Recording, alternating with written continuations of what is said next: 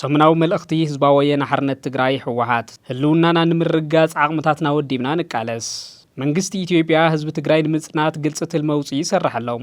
በዚ መሰረት እውን ዝሓለፉ ዓመታት ቁልዕ ወታደራዊ ወራር አውጁ ህዝብና ብጅምላ ጨፍጪፉ ቁሸታትናን ከተማታትናን በቁምቡላታት ዕንዩ አብያተ እምነትና በሳቢሱ በሐፈሻ ህዝቢ ትግራይ ካብ ገጸ ምድሪ ንምጥፋእ ይኽእሉ እዮም ዝበሎም ግፍዕታት ፈጺሙ እዩ ህዝቢ ትግራይን መሪሕ ውድብ ህወሓትን ስምምዕ ፕሪቶሪያ ክትግበርን كل مفعلات بسلاماو بوليتيكاو زتخفتحون زي تحلل صعر غيرهم يوم اتهزب تግራይ ንምጽናት ዓሊሙ ዝሰርሕ ዘሎ መንግስቲ ኢትዮጵያ ድማ በአንጻሩ ኣብ ክንድብ መሰረት ተስምምዕ ኣብ ትሕቲ ወረርቲ ዘሎ ህዝብና ሓራኽ ወጽእ ዝተመዛበለን ዝተሰደደን ህዝብና ናብ መረቦቱ ክምለስ ግቡእ ዝዋጻእ ናብ ካሊ ዙር ወታደራዊ ወፍርን ምእታው ኣብ ምህንዳድ ይርከብ ህዝቢ ትግራይ መረቦቱ መናጭቱን ምብትታን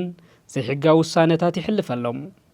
እቲ ዝርካቡ ተጀሚሩ ዝነበረ አገልግሎት ይዓጽወሎም ንመሃያ ሰራሕተኛታት መንግስቲ ሓዊሱ በጀት ብምኽልካል ህዝብና ብጥምየት ክሃልቕ ፈሪዶሎም ካብዚ ሓሊፉውን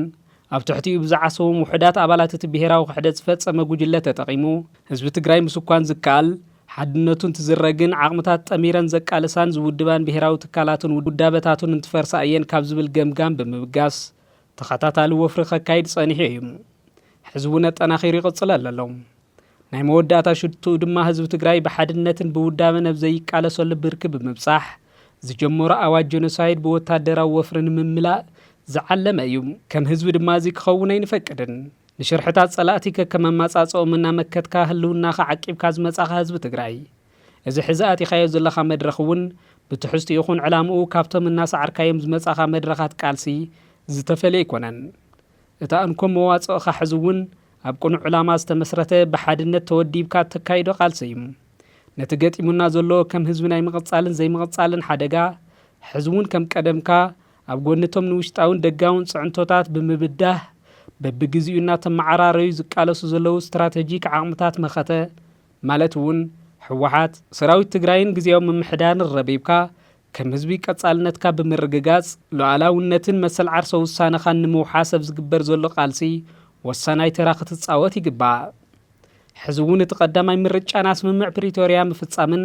ኩሉ መፈላላያት በሰላማዊ መንገዲ ፍታሕ ክረኽቡ ምግባርን እዩ እንተኾነ ግን ነዚ ናይ ሰላም ባህግን እምነትን ተበሊጽካ ንሞትን ስቃይን ህዝቢ ምንዋሕ ተቀባልነት የብሉን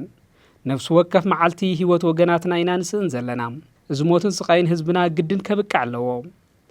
መኸተን ብሄራዊ ህላወና ብሄራዊ ሓድነትና ንምውሓስ ለኣላውነትና زلالماو زخرن مغوسن نسواتنا